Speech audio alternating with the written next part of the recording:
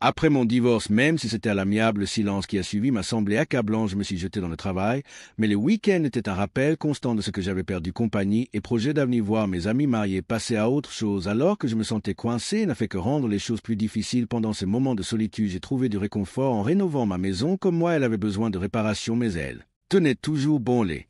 Alors que j'ai passé à la réparer en ont fait un havre de sécurité, quelque chose que je pouvais contrôler quand tout le reste semblait incertain. Un vendredi soir, après une longue semaine de travail, j'ai ressenti un bref moment de joie, le soleil brillait et le temps était parfait, mais le soulagement s'est vite estompé quand j'ai réalisé que je n'avais pas de projet pour le week-end, pas de rendez-vous, pas d'événements sociaux. À 28 ans, 3 ans après le divorce, je n'avais pas trouvé de relation durable. Les rencontres en ligne étaient un échec et les rendez-vous à l'aveugle avec Friends n'avaient pas fonctionné. Même mon ex était dans une relation stable maintenant, ce qui, ironiquement, nous a rapprochés en tant qu'amis. Je ne pouvais pas m'empêcher de me demander ce qui n'allait pas chez moi. Quand je suis rentré à la maison, je me sentais un peu mieux en voyant les progrès que j'avais faits sur mon réparateur, un projet. J'avais investi du temps et de l'argent dans mon industrie du bois. Les connexions m'ont été utiles après avoir enfilé ma tenue de course. J'ai jeté un rapide coup d'œil dans le miroir. J'étais en bonne forme, un M80 86 kg, mais je n'arrivais toujours pas à me débarrasser du sentiment que quelque chose n'allait pas. Pourquoi n'ai-je pas eu de rendez-vous significatif depuis des mois? Me sentant déprimé, je suis allé faire une course féminine qui m'a toujours aidé à améliorer mon humeur. Plus tard, je me détendais avec une bière sur la terrasse quand mon téléphone a sonné. C'était mon ex-beau-frère Mike qui s'occupe aussi de mes finances. Il m'a demandé quels étaient mes plans pour samedi, sachant déjà que je n'en avais aucun. Je suis occupé, mais flexible. J'ai menti. Ne me dis pas que tu travailles demain. Il a plaisanté, sachant que je travaillais pour la Timber Company de son père Mike. D'un autre côté, dirigeait sa propre société d'investissement. Je ne travaille pas. J'ai dit que j'avais juste des choses à faire à la maison. Mike m'a ensuite invité à un événement au parc des expositions. Je n'étais pas contre y aller, mais j'ai fait semblant d'hésiter avant de pouvoir dire quoi que ce soit. Il a confirmé qu'il était venu me chercher à 23 heures juste. Comme ça, mes plans du week-end étaient fixés. On dirait que j'irais à la foire de printemps. Je pensais alors que mon téléphone vibrait. J'ai rencontré Mike Robinson pour la première fois le jour même où j'ai rencontré mon ex-femme Kimberly. Au moment où j'étais au collège, je travaillais déjà à temps partiel chez Specialty Timber, économisant suffisamment d'argent pour acheter une Corolla d'occasion. Ce n'était pas chic, mais cela m'a amené là où je devais aller et m'a aidé à subvenir aux besoins de ma mère après la fin de l'école pour l'été. J'ai commencé à travailler à temps plein de 7h à 15h30 lors de mon premier jour complet. J'ai rencontré le superviseur du magasin, Don Smithy Smith, qui dirigeait tout. Il m'a beaucoup appris sur les machines que nous utilisions et j'ai passé l'été à apprendre les tenants et aboutissants de l'entreprise. Ce jour-là, pendant ma pause, je suis entré dans une nouvelle salle de pause et j'ai rencontré Mike et Kimberly pour la première fois. Mike, avec un sourire narquois, a fait une blague sur mes vêtements de travail pendant que Kimberly rigolait, gênée. Je me suis précipité dans la salle de pause pour m'échapper. Plus tard, le propriétaire, Ted Robinson, est entré et s'est présenté en s'excusant pour le comportement de ses enfants. C'est ainsi que j'ai rencontré les Robinson pour la première fois le lendemain matin. Mike est venu me chercher avec 20 minutes de retard, comme d'habitude dans sa BMW noire, m'a-t-il expliqué. Que sa femme Megan rencontrait ses amis Brandy et Celia et que nous les rencontrerions à la foire. Quand nous arrivions, Megan m'a présenté Brandy et Celia. Brandy avait de longs cheveux noirs et un look soigné, tandis que Celia avait les cheveux bouclés, une carrure athlétique et un sourire chaleureux qui a immédiatement attiré mon attention tout au long de la journée. J'ai passé la plupart de mon temps avec Celia. Elle avait une façon de me faire sentir comme si j'étais la seule dans la pièce. Et je me suis retrouvé plus charmante que d'habitude. Mike n'arrêtait pas de me lancer des regards entendus, comme s'il pouvait dire que quelque chose se passait. Nous avons tous passé un bon moment à la foire, et quand Brandy est partie au Mike a proposé de raccompagner Celia, nous nous sommes retrouvés à une table en plein air chez Mallory, où Mike nous a divertis avec des histoires sur le travail et la famille. Je ne me souvenais pas de la dernière fois où j'avais passé une journée aussi amusant. Quand j'ai mentionné que je devais aller courir le lendemain, Celia a demandé où j'allais habituellement avant que je ne m'en rende compte. Nous avions prévu de nous retrouver pour courir dimanche à 9h. Nous sommes allés courir dimanche et j'ai passé un bon moment avec Celia. Parler et rire semblait naturel et j'ai aimé en savoir plus sur sa vie. Après la course, nous avons pris un café et parlé de son travail d'hygiéniste dentaire, sa famille et sa vie dans la région de la BLA. Mentionné que son père était décédé et que sa mère travaillait dans un salon de coiffure appartenant à sa tante. Après, je l'ai déposé à son appartement et lui ai dit que je viendrais la chercher à 9h pour notre prochaine course à la souris et a accepté. Sur le chemin du retour, Mike et Megan n'ont pas pu cacher leur sourire narquois. Ce que j'ai demandé, tu avances vite. Mike m'a taquiné. Il avait essayé de me caser depuis mon divorce avec sa sœur Kimberly. Je pense qu'il s'est senti un peu responsable. Connaissant son secret avant moi, j'avais travaillé chez Specialty Timber pendant ma dernière année de lycée en apprenant toutes les machines de Smithy. Kimberly venait le samedi pour la comptabilité et nous avons finalement commencé à sortir ensemble. Elle prévoyait d'aller au Colorado College et j'étais inquiet de la distance, ne réalisant pas que les autres rien n'était pas le problème. À la fin de l'été, Ted Robinson, le père de Kimberly, m'a poser des questions sur mes projets. D'avenir, je n'avais pas beaucoup compris, bien que j'ai eu une demande d'admission au Community College. TED m'a proposé un poste au bureau. À partir de $3 000 par mois avec des bonus potentiels, j'ai été surpris, mais j'ai accepté de travailler avec TED. J'ai appris le côté commercial des bois spécialisés, tarification, service client et comptabilité en attendant. Je suis resté en contact avec Kimberly pendant qu'elle était à l'université et notre relation semblait solide dimanche matin. J'ai récupéré Celia pour notre course. Elle avait l'air incroyable et nous avons discuté sur le chemin du début du sentier. Je cours généralement une boucle de 5 AM. Est-ce bon pour toi? J'ai demandé si c'était parfait. A-t-elle dit avec un sourire. Nous sommes allés courir dimanche, et c'était sans effort avec Celia. Nous avons dit que nous étions parfaitement synchronisés en parlant et en riant. Tout le temps après, nous avons pris un café et avons continué à discuter de son travail, famille et vie. Tout semblait si naturel et je me suis retrouvé à espérer qu'elle ne voyait personne d'autre. Je l'ai déposée à son appartement et lui ai demandé si elle était libre le week-end prochain. Elle a accepté et nous avons échangé nos numéros sur le chemin du retour. J'ai pensé l'embrasser, mais j'ai décidé de ne pas précipiter les choses. Je voulais jouer la carte de la décontraction à la maison. Je me sentais bien et j'avais fait du travail à la maison. Lundi, je ne pouvais pas arrêter de penser à elle, alors je lui ai envoyé un texto pour lui suggérer une randonnée à Rainbow Falls et un dîner après. Elle a répondu avec enthousiasme en ajoutant un emoji en forme de cœur. J'avais l'impression que c'était notre premier vrai rendez-vous. Le travail était mouvementé cette semaine-là, mais Celia était dans mes pensées. Mardi, c'était dur, mais un texto d'elle a changé mon humeur et nous avons fini par nous envoyer des textos pendant plus d'1 heure. Nous avons continué à discuter toute la semaine et jeudi, c'est elle qui a engagé la conversation. Vendredi, après ma course, je lui ai envoyé un texto à propos de notre rendez-vous, mais elle n'a pas répondu. J'ai haussé les épaules en pensant que je la verrais le lendemain. Samedi, je suis passé la chercher, mais quelque chose semblait différent. Elle était gentille, mais un peu bizarre en disant qu'elle était juste fatiguée. Nous avons fait une randonnée ensemble et elle m'a tenu la main, ce qui était agréable par la suite. Nous avions prévu de nous retrouver pour dîner à 19 heures. Quand je suis venu la chercher, elle était magnifique et son étreinte chaleureuse et son baiser m'ont fait me demander si la nuit pourrait mener quelque part de plus, mais j'ai tenu ma promesse d'y aller doucement. Le dîner au Mazeto était parfait, super, nourriture, vin et conversation après le dessert. Nous avons décidé de nous promener sur la place. Celia s'est blottie contre moi et nous étions tous les deux un peu ivres mais heureux alors que nous passions devant un groupe de jeunes galins. Deux a crié, Celia a souri et les a serrés dans ses bras, les présentant comme ses amis Bobby JT et Marcus. Je suis resté là sans savoir ce qui se passait. J'ai tendu ma main pour leur serrer la leur, mais les gars m'ont donné des poignées de main sans enthousiasme en se souriant. Ils ont discuté de musique dans un club appelé Evolution, et j'ai remarqué une proximité entre Celia et Marcus qui m'a mis mal à l'aise. Elle semblait apprécier leur attention. Et là, on a qu'entre elle et Marcus m'a dérangé. Après environ 10 minutes, Celia les a serrés dans ses bras et les a embrassés au revoir, mais la chaleur de notre soirée était finie pour moi. Alors que nous revenions, elle s'est blottie contre moi, mais je ne pouvais pas me débarrasser du sentiment que quelque chose n'allait pas. Sont-ce vraiment ses amis? Je me suis demandé s'il n'était pas mauvais, juste pas mon genre. Elle a suggéré que nous allions voir Evolution un jour. Je ne suis pas vraiment un danseur, j'ai dit en riant qui sent.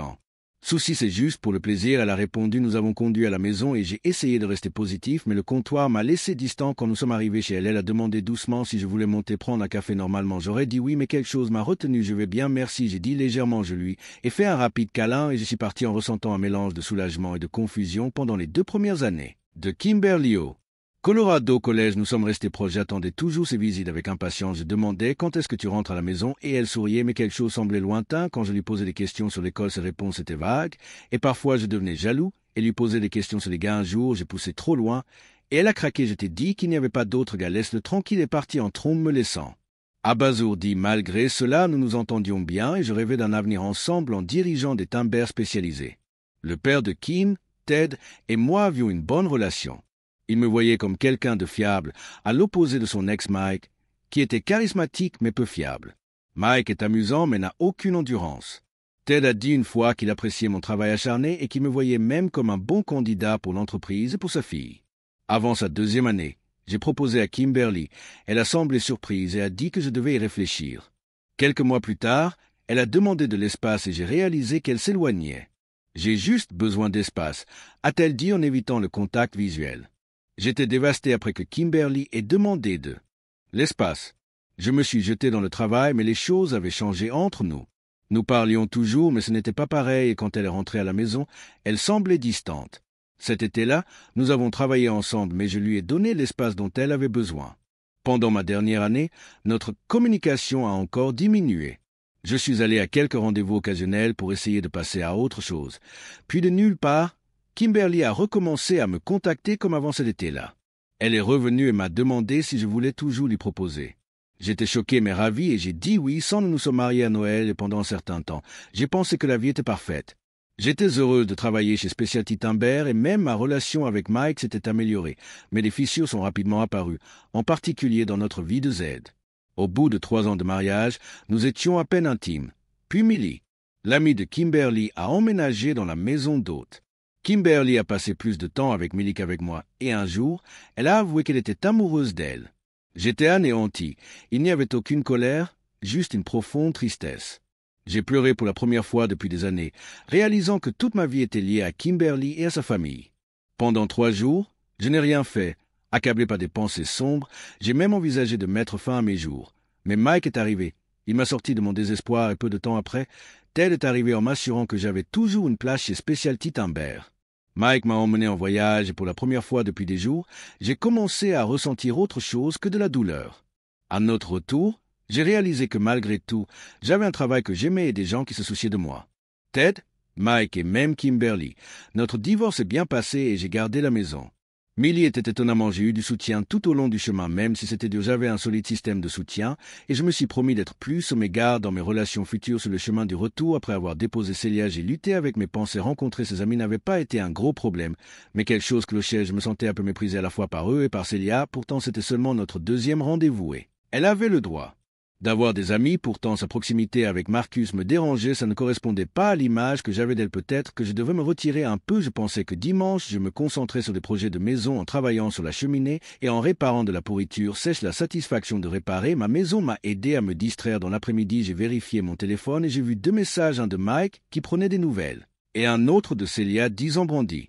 Et moi, profitons du beau temps et du café. Merci pour hier soir. Je ne savais pas trop comment me sentir. Est-ce que j'exagérais? J'avais besoin de temps pour digérer. Alors j'ai envoyé une réponse neutre. Passe une bonne journée. Lundi, elle m'a envoyé un autre SMS pour me demander comment s'était passée ta journée. J'ai attendu avant de répondre. Elle a suivi avec un message sur le travail, mais je n'ai pas répondu tout de suite. Mercredi soir, elle a appelé d'un air hésitant. Est-ce que ça va, elle a demandé? Je suis resté poli mais bref, et elle m'a invité à dîner samedi. J'ai hésité, me demandant si j'étais trop sensible, mais j'ai convenu que le dîner de samedi était agréable, son appartement était confortable et la nourriture était excellente. La soirée s'est bien passée et nous avons fini au lit à approfondir notre connexion. Le lendemain, nous avons passé du temps ensemble à courir puis à prendre une douche et moi je lui ai montré les rénovations sur lesquelles je travaillais, y compris un vieux jacuzzi en séquoia que j'avais récupéré. Elle a été impressionnée, ce qui m'a rendu fier. Au cours des semaines suivantes, nous nous sommes vus régulièrement en train de parler ou d'envoyer des SMS tous les jours. Un soir, elle m'a convaincu d'aller dans un nouveau club. Évolution, malgré mes réserves, sera amusant. Elle a insisté à contre-cœur. J'ai accepté que le club était à la mode et bondé. Après un certain temps brandi, et un gars nous ont rejoints, mais c'était trop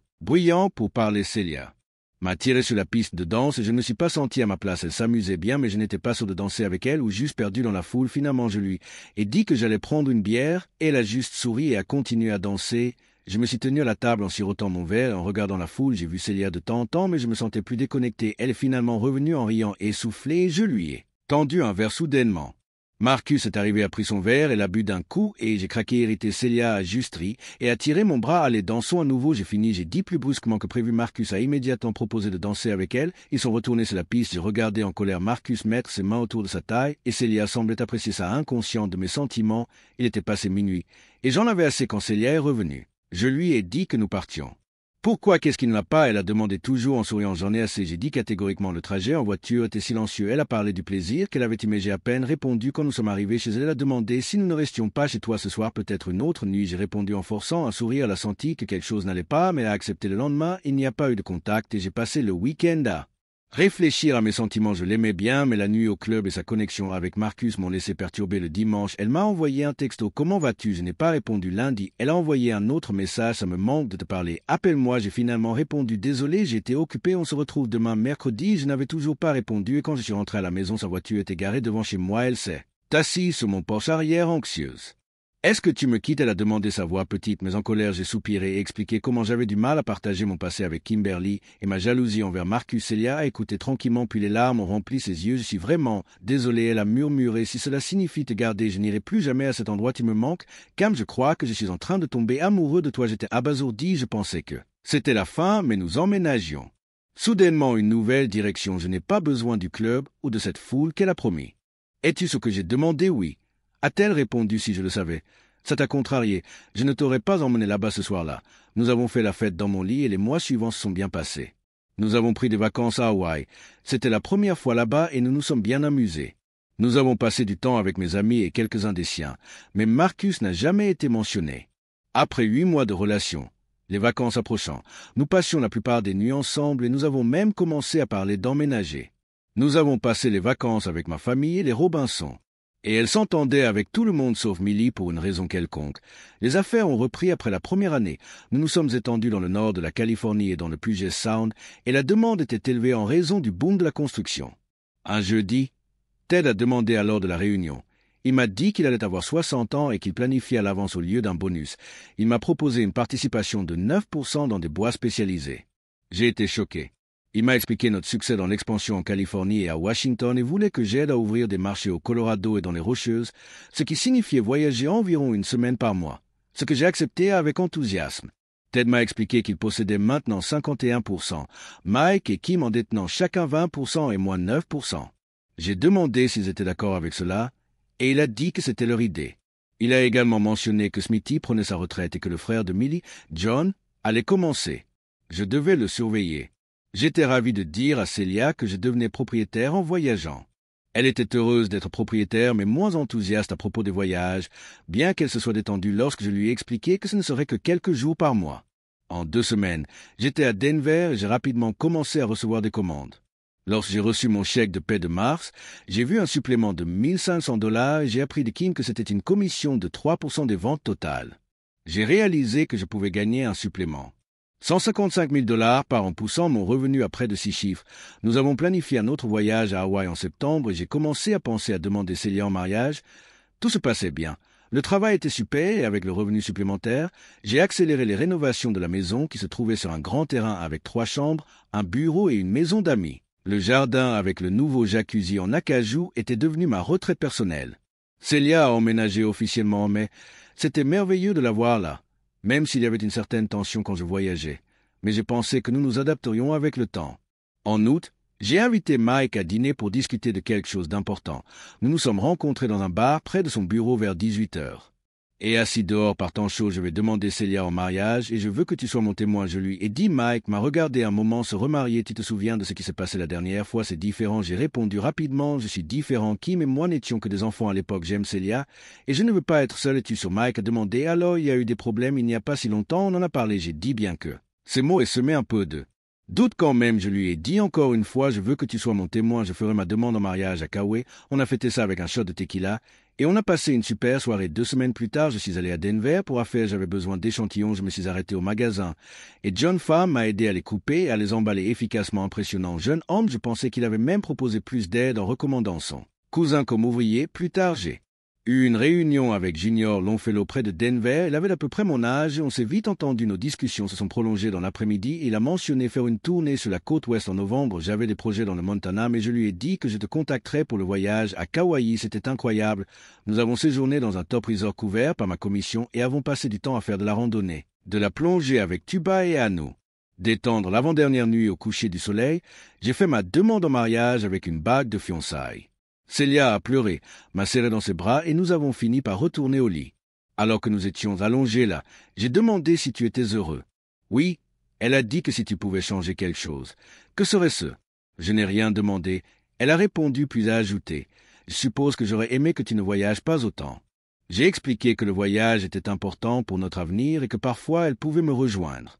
Elle a accepté, mais discrètement, et je l'ai rapidement repoussé. Peut-être un peu trop vite. La vie avance maintenant, avec la planification du mariage en cours. Nous avons décidé d'un mariage le jour de la Saint-Valentin, avec Celia s'occupant de la plupart des détails pendant que je la soutenais. Le travail est devenu plus chargé à mesure que la demande augmentait avec l'expansion du marché des Rocheuses. Nous avons donc embauché le cousin de John, Nathan, et Guillaume, ainsi que leur ami Van avec Smithy qui partait. J'ai passé plus de temps avec John pour voir à quel point il était intelligent et travailleur. Un soir, j'ai bu des bières avec lui, Nathan et Van, et j'ai apprécié leur dévouement envers Specialty Timber. Tout semblait bien se passer au travail et dans la vie. J'ai décidé d'engager un entrepreneur pour rénover la cuisine. Quelqu'un que je connaissais qui achetait une maison chez nous-mêmes si j'aurais pu le faire moi-même, je ne voulais pas que le projet traîne. Pendant des mois, Célia a aidé à la conception, et même si nous n'étions pas d'accord sur certains points, sa contribution a été précieuse. Fin octobre, j'ai eu un autre voyage de travail qui a frustré Célia. Elle voulait que je le raccourcisse à 3 jours, mais je n'ai pas pu tout faire dans ce laps de temps.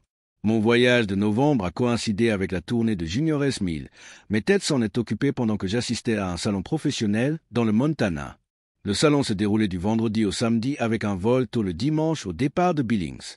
Vendredi était chargé avec un cocktail le soir. J'ai appelé Célia vers 22 heures. Mais elle n'a pas répondu. J'ai réessayé à 10h30, toujours pas de réponse. Alors j'ai supposé qu'elle dormait le lendemain matin après avoir fait du sport. Je l'ai rappelée vers 8h15. Elle a finalement décroché, sonnant un peu bizarrement. J'ai appelé hier soir. Tu dormais tôt? J'ai demandé non. Mon téléphone était éteint. Je faisais juste un peu de travail dans la cuisine. A-t-elle répondu? Thanksgiving avec les Robinson approchait et Célia semblait un peu distante et calme. Mais je ne l'ai pas insisté. Nous étions tous les deux occupés. J'étais invité à la fête de Noël des Longfellow à Denver le 9 décembre. Nous avons parlé de la venue de Célia. Mais elle avait du travail, alors j'y suis allé seul. La fête était festive. Elle s'est tenue dans leur entrepôt décoré et je l'ai appelée de mon hôtel après avoir profité de la soirée. Cette nuit-là, je parlais à Junior de notre voyage à Hawaï et je lui ai montré une photo de Célia. Il a regardé attentivement et m'a demandé si c'était la fiancée. Oui, j'ai dit fièrement. Il a rendu le téléphone, mais l'a repris en me fixant intensément. Sa réponse est devenue sérieuse. Qu'est-ce qui ne va pas?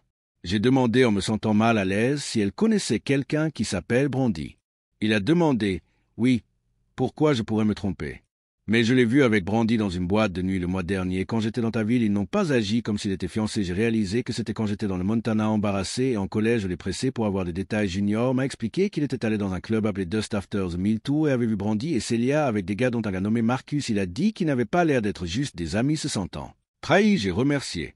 Junior, j'ai quitté la fête énervée. Célia m'avait dit qu'elle n'irait plus en boîte et maintenant il y avait Marcus. Je ne savais pas à quel point ces mensonges étaient profonds cette nuit-là. J'ai à peine dormi et mon vol de retour a été retardé. Célia m'a envoyé plusieurs textos, mais je l'ai ignoré jusqu'à ce qu'elle appelle alors que j'embarquais. Seras-tu à la maison? Elle m'a demandé si mon vol était retardé. Je serai à la maison à 18h. Au plus tôt je t'ai dit que je t'aime et que tu me manques. Elle a répondu à ce soir. J'ai dit avoir raccroché sur le chemin du retour. J'avais prévu de tester son honnêteté. Quand je suis arrivé, je l'ai salué et vérifié l'avancement de la cuisine. J'ai une question. J'ai dit en gardant ton neutre bien sur qu'est-ce que c'est quand j'étais dans le Montana le mois dernier. Que faisais-tu vendredi soir? Elle s'est détournée et n'a rien dit. Je suis juste resté à la maison. Je lui ai donné une dernière chance. Réfléchis bien, où étais-tu? Elle s'est figée puis a fondu en larmes et a couru dans la chambre. 2 heures plus tard, elle est sortie et a admis qu'elle était allée au club avec Brandy. Ils sont restés tard danser et puis ce que j'ai demandé, je suis rentré seul à la maison. Elle a dit bien sûr.